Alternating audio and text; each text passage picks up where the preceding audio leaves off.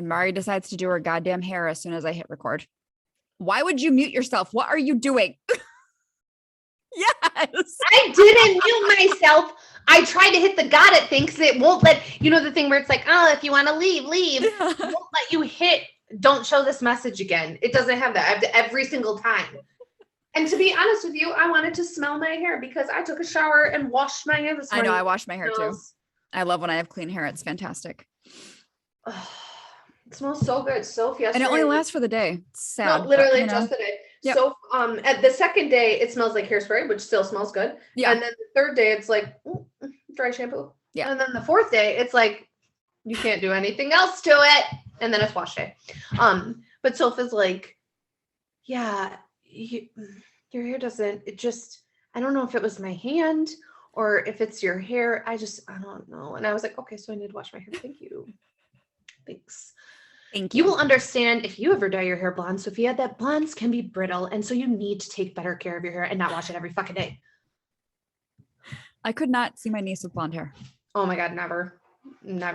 Not full blonde. No. I could see a balayage like when she's older, but like, no. And it will be, hear me when I say this, a professional blonde. 100%. You don't want to put sun in her hair. If I ever swear to God, if I ever find out she gonna dye her hair with some of her friends, I think that I will snatch her and her friends and their friend's mom up. Are you out of your ever loving fucking mind? You want to mix bleach like you're a chemist? Get out of my house. Get out of my house. You know what? Get out. Go live with your grandmother. Tell your grandmother what you did. That's worse punishment than telling me what you did. Oh, Kathleen will ruin you. True statement. Welcome back, everybody. Yes, welcome back. Welcome back to episode 59, which we realized they're not actually numbered on, Spotify. Like Apple Podcasts or Spotify. We just tell you what number they are. So that's an interesting, not helpful, but like an interesting note for you. And I'm so OCD that I'm like, I can't start numbering them now. No, you can't. No, don't number them now. I'd have to go back and edit every single one of them. We're not doing the that. Number. And then I have ADHD come through and like, nope, we're not doing it. Oh my God, my ADHD just started screaming. It was like, why would you do that? It's not a big deal. Like, do it now. Do it as soon as you get off this. Go number all of them. Don't you dare. I'll be so irritated. I'll be like, oh my God, what a wasted fucking 4 hours you just had. You better to just stare out the window for 4 hours than do that. Better to watch paint dry. So nobody cares. Everyone survived without it. Don't you dare. Accurate statement. Don't you dare. The only reason I brought it up was thinking because I wanted to reference another episode in this episode. I could give a fuck. We know the titles of them. So when we reference these episodes, we'll just tell you the titles. Then you can go back and look for them. But today's topic. I don't know the title, so I will just tell you the air date. I don't pay attention to shit. Anyways. Yes, today's topic is near and dear to my heart. And if you know my mother, she will tell you why. Oof. So today we're talking about how to not take out your mood on other people. I actually already did write the captions for these episodes. And I was like, yeah, if you ask my mom, she'll tell you that I did this my whole fucking life. I was the queen of taking my mood out on everybody around me. And not in a malicious way. Because how sometimes you hear people say like, well, misery loves company, right? Like they want you to feel miserable like that. It was just, I didn't have the emotional regulation skills to understand that like that was within my control. And I was convinced that I couldn't help it. And I just was who I was, and you're just going to take it or leave it, either love me or hate me. It's one or the other, right? Yep. Yes. 100%. I have grown in the sense of like, I don't lash out at people like I used to, but like, if I'm also not in a good mood, you're going to know. I can't hide it. Like my face will not hide it. Well, and here's the thing, just leave her alone. Yes. That's what I do. If I notice you're not in a good mood, I'm like, I'm not doing that. She'll reach out if she needs me. Because I am too much of a person where I'm like, is it my fault? Is she upset at me? I think she might be mad at me. And then it's like change in our relationship. That was like that in the beginning. Well, for sure it was like that in the beginning. But like even just like when we talked on Monday and I was like, she ain't in a good mood. I already know she's not in a good mood. It was Monday or Tuesday. Well, when we had staffing and I was like, I can't fucking sit here. Yes, but then Tuesday morning you were not in a good mood because that's when we were all week. That's when we were Marcoing, and I was like, And I'm just going to let that ride. I'm going to let that rest where it is because she's not in a good mood and I don't know what's going on. And then like, I immediate reaction, right? Emotional brain does come on and is like, is she mad at me? Did I do something? And then I'm like, no, she had a very long fucking weekend. Enjoyable, exciting, emotionally riveting, but very long weekend, stressful weekend. And also having an autoimmune disease, like, or disorder, like, is yours a disorder or a disease? I don't know. You've asked that before. I've never looked it up. I don't know. Because mine's a disease, but yours might be a disorder. Because I feel like it might be. Well, whatever. It doesn't matter. No. Well, because I have 2. I always think about RA. That's what I think about. Yeah. So thinking about that, like your body's wrecked. So you need just time to recover. So anyways, I was the same exact way, dude. I was the same fucking way. You can ask my sister. She was like, if you were in a bad mood, everyone's in a bad mood. Yep. Because like, I'm in and out. I was just snippy. I was this, I was that. I was like, just not controlling my emotions. And like, at the core of it, it's because I was fucking miserable. And I took that out on everybody. I took it out on everybody. Oh my God. When work was stressful, everybody fucking knew that I was stressed out at work. Everybody knew. Yeah. But I was also miserable there. And I wanted all them motherfuckers to be miserable too, because that job fucking sucked the life out of me. So in that moment, yes. Like if I had to go ask a supervisor for something, you're going to know by my tone, by my face, by my body language that I'm fucking irritated. And it's your job to fix this because I have to come to you for everything. Do you know what I'm saying? Yep.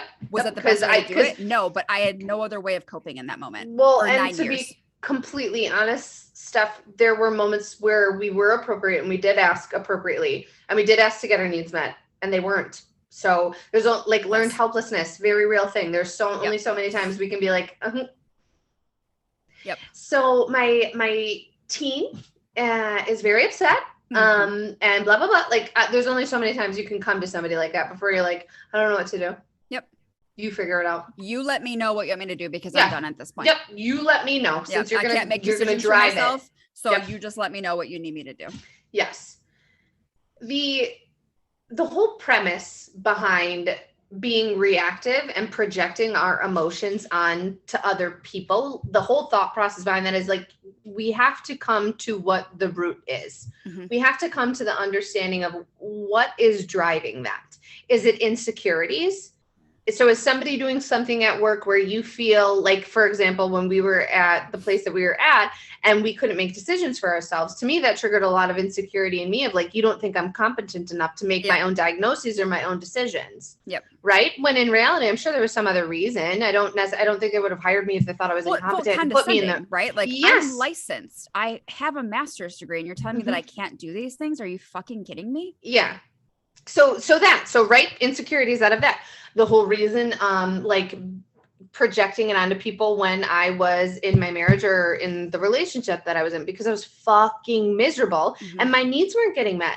I didn't love me. My needs weren't getting met. There was so many other things. So that's why I was projecting that onto the other people. So I think the important thing is to take a step back and attempt to recognize what's the root, what is coming up. Like, oh my gosh, the mornings. Let's not talk about mornings. I have to. I have to discuss it. The mornings when I am attempting to get my daughter out of the house. In my mind, I am battling between I want her to have time to sleep and I want her to be up so I'm not constantly rushing. Yep. I want her to, get her things on, but I am also like one track mind. I have to, in order for me to focus and get out of my house, I have to only focus on me. What do I need? Do I have the files? Do I have this? I'm constantly running this checklist in my head because I get so impulsive that I forget things. Like I can't tell you how many times I've forgotten a file, how many times I've forgotten my fucking lunch. I thought today I forgot my fucking laptop for a minute and I was like, okay, but definitely forgot to plug it in last night. So thank God I only had one telehealth session because I was like, oh Jesus, it's going to shut off in the middle. Like, so I have to be so like horse blinders on to get myself out of the house, right? That any disruption that is coming in that horse blinder moment, I'm overwhelmed. I'm overstimulated. I'm overwhelmed, especially when I have to ask more than one time for you to do something. Yep. And I ask more than one time and I ask nicely more than one time, but at the third time, I lost it. I'm done. I don't understand. And so then I go into this, I won't say it's eloquent, but I go into a speech of letting people know what I'm not understanding. Like, yes. I'm not understanding how, like, and I'm going to go. I'm going to go. And then I take a step back and I recognize that my daughter has just had a lecture before she went to school and now is probably internalizing all of those things of like, I can't fucking do anything right. I can't blah, blah, blah. So that to me, like in that moment, I'm overstimulated. Mm-hmm. I'm overwhelmed. I'm overstimulated. And what needs to happen is I need to restructure the morning. Mm-hmm. Have I done it yet? No. This started in September. It's now April. So I have not. I've for fourth grade. I've sprinkled in different things. I really have. I have set myself up the night before, like set my bag up the night before, set my thing, except for my laptop. Obviously, it's got to charge. But I've tried to like pack lunches the night before, set out outfits the night before. Yep. I think it's just the universe. It's the fact that she's a Taurus and I'm a Gemini as well. So we have to call attention to that. That is a difficult placement. Difficult. Mm-hmm. But anyways, love her. And I will keep restructuring until we get it. So you have to, first and foremost, recognize where's it coming from. Mm-hmm. So the episode 49 that aired February 23rd, How to be non-reactive. Kind of, we start talking about it in the sense of like a parent wise, but then also just talk about it in general. And this is just really going to build off of that, right? Mm-hmm. How not to project these feelings onto other people, how to be non-reactive. Mm-hmm. So what Steph and I thought we would do is we would sprinkle in a dialectical behavioral therapy skill. This skill is under, so DBT has 3 umbrellas: emotional regulation, core mindfulness, and distress tolerance. This is under the distress tolerance umbrella, which is teaching you how to tolerate stressful situations, stressful moments, really be present in the moment. That is DBT's like whole shebang is mindfulness. Mm-hmm. So this is the stop skill. So DBT loves acronyms. They have them for literally everything. So this is the stop skill acronym. So the S is stop. So don't react, stop, freeze, don't move a muscle. Your emotions may try to make you act without thinking, stay in control. So I think this is speaking to the fact that DBT posits that there are 3 states of mind. If you are a subscriber, you have access to the PS episode where we talk about the 3 states of mind, but in general, there's 3 states of mind. So this is talking about your emotional mind. When a situation is brought to us, right, if we're not being mindful, recognizing when it's coming into that prefrontal cortex, we're being emotional right away with it. Yep. We're assigning emotions immediately. What we are asking you to do in this step is to just stop for a moment and recognize what's coming into your head. Mm-hmm. So the situation, for example, of like the prolonged work stuff, of like, so I'm frustrated, I'm irritable, I want everyone else to understand why I'm irritable. What is the underlying theme of that? We just talked about that. It felt condescending. I feel I don't judged. Feel heard. Mm-hmm. I don't feel heard. I feel judged. Mm-hmm. I feel discarded. Mm-hmm. Like I feel all of these things. Okay. So situation in the morning, what is going on in the morning? I don't feel heard. Mm-hmm. Or I feel rushed, or I feel frustrated. Mm-hmm. To me, it also comes to this. I try so hard to combat this mental struggle that I have had for my whole life. I try my very hardest to combat it. And I do not like moments where it flares up and it's like, see, that's it. Mm-hmm. Yeah, as much as hard as you've tried, it's still there. It's always going to be there. And it's not something that I don't feel shame about it. It just then is irritating. Like it's like, I'm trying so hard to get past something that it's, and not even get past something, but like work ways around it. Yeah. You know what I'm saying? Yeah, that kind of makes sense. I don't really like how that came out worded, but whatever, you get what I'm saying. So it's asking you to stop, be present in that moment, recognize what is coming into your mind. What is the immediate reactions that we're having? Let's notice them. Mm-hmm. T in stop. Take a step back. So take a step back from the situation, take a deep breath, let it go. Do not let your feelings make you act impulsively. So not only is it asking you to recognize first the situation, take a step back from the situation, view the pieces, view what is going on. If you are in a situation where you feel like you can't enact this skill, remove yourself. Yep. Remove yourself. Remove yourself. If it is a situation like a work meeting, where you feel like you can't remove yourself, or like you literally can't remove yourself, yes. or like you're driving with your kids and you can't remove yourself from the car, don't say anything or ask for time. Yep. I need time to process everything that we've talked about here. I need time to let it digest. Can we reconvene at a later time? How's Thursday at 2 p.m.? Mm-hmm. For your kids, mommy needs a timeout right now. Yep. I need a minute. Mommy needs a minute. Whatever it may be. Okay. Oh, observe. So notice what is going on inside and outside of you. Notice what you're feeling, what emotionally is coming up for you. Don't be quick to assign it to you. Mm-hmm. A part of me is feeling anxious. A part of me is feeling stressed out. Not I am stressed out. I am this. You don't need to internalize that all right away. Recognize that part. Like what am I feeling? Because you're not just feeling anxious. Right. There are a lot of feelings going on, right? Or you're not just feeling angry. There's a fuck ton of emotions under anger. Right. Oh man, surface. What's going on outside of you? What's in your control? What's not in your control? What are your thoughts and feelings that are coming up? And then what are others saying and doing? Can I remove myself from the situation? Is this something that somebody has said to me? Do I need to push that away and not give that merit? Is that something that I need to understand is maybe people pleasing? Mm-hmm. Is something getting enacted because of the way that I interpreted something? Do I need to check the facts on that? Do I need to reiterate or ask for clarification on something? Am I operating in errors? Yep. What cognitive error is coming up for me? Mm-hmm. We have 2 episodes on cognitive errors. Yes. Please go check them out. Everybody operates in them. Yes. The important part is slowing yourself down to start to be able to challenge them.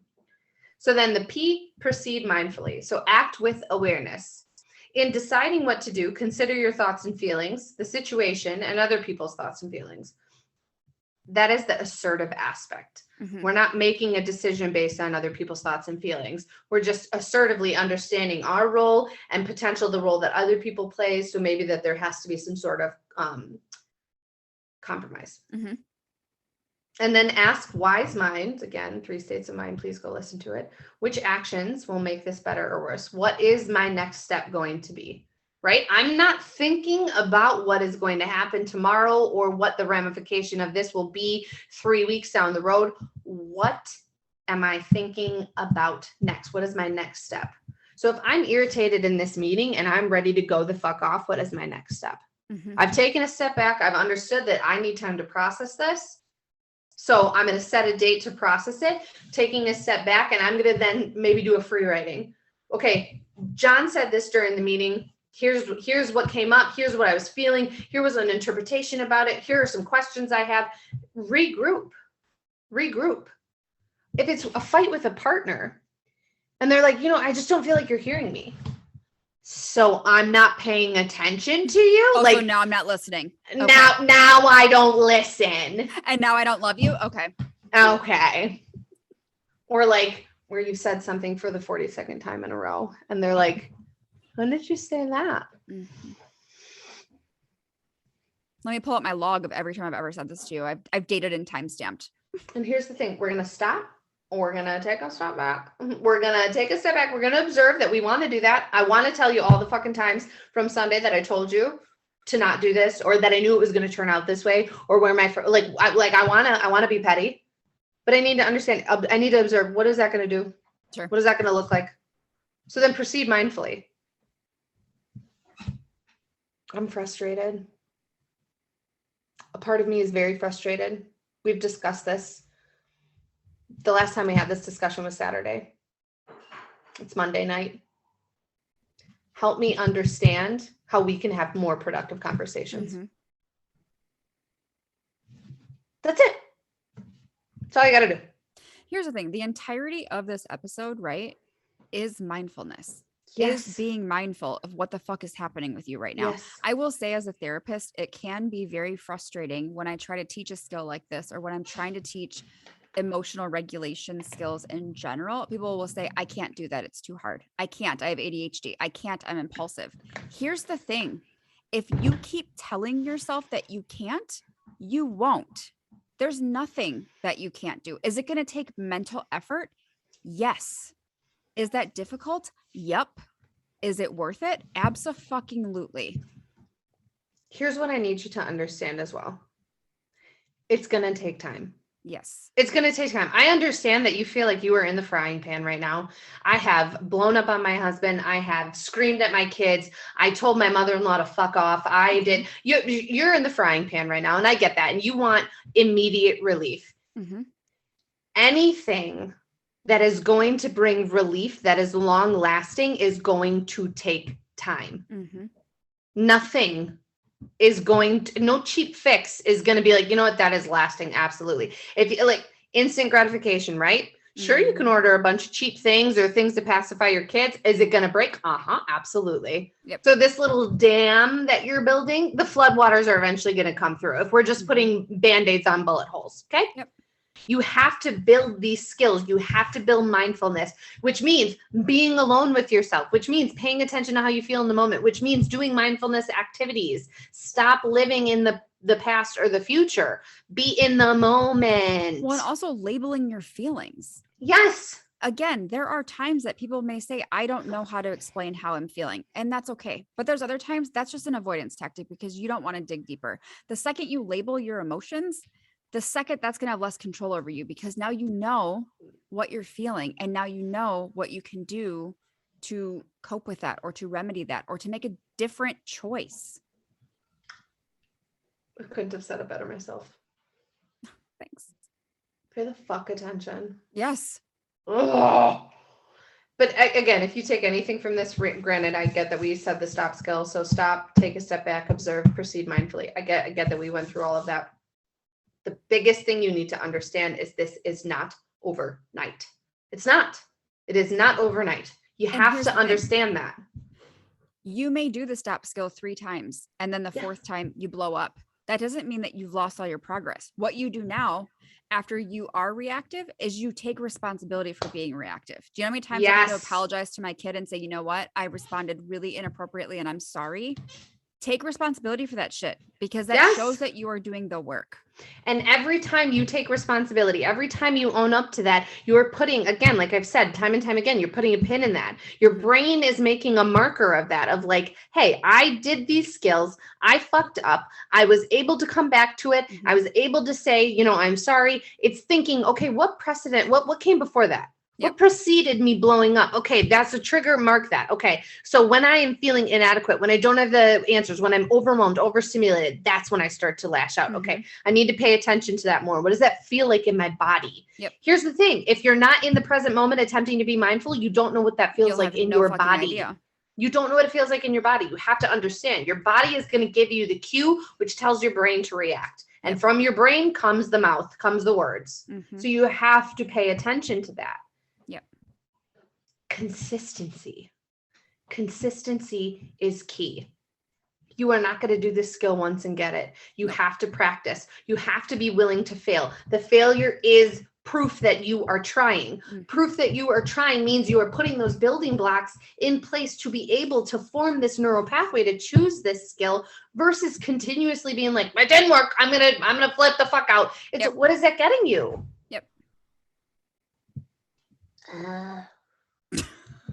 That's how I feel. I get so passionate. Yes. Fucking understand. I just want to help everybody. Susie saved the world. Anyways, I am at BEA_XO11. Steph is at SpookyFitMom13. We are at Rewriting Her Story Podcast at gmail.com and Rewriting Her Story Podcast on Instagram. Just kind of merge those 2 little statements I say. If you have any questions, concerns, comments, email us, DM us on Instagram. We would love to answer any of them or talk to you about whatever topics that maybe you think would be good for the podcast. We're always looking because I ain't stopping this shit at least until 500. So, I mean, quite some time. Yes. And if we're at 500, we might as well go to 1,000. Doesn't make any goddamn sense. So, so please let us know anything you want to hear us talk about. Like, subscribe, share our YouTubes. Please, we're at Rewriting Her Story Podcast on YouTube as well. There's little funny tidbits. You get to see how fired up we get. I'm sure it comes across in my voice, but then you get to see my face doing all of the emotions. So sometimes you see Zeus. Yeah, sometimes you see Zeus, you hear him. Sometimes a kid will pop in. Sometimes Jeff's head randomly enters the door. So like, just by all means, you never know what you're going to get.